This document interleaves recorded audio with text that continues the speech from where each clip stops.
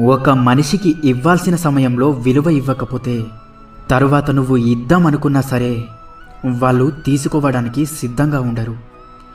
ఎందుకంటే ఆత్మాభిమానం అనేది ఒకటి ఉంటుంది కదా.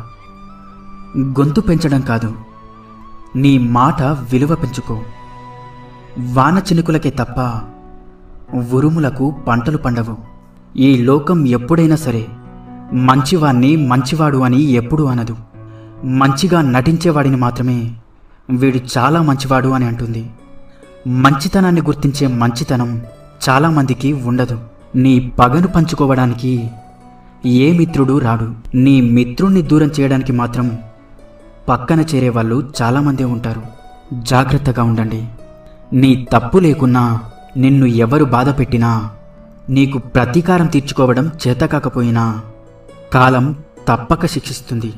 వస్తే రాని ఎంత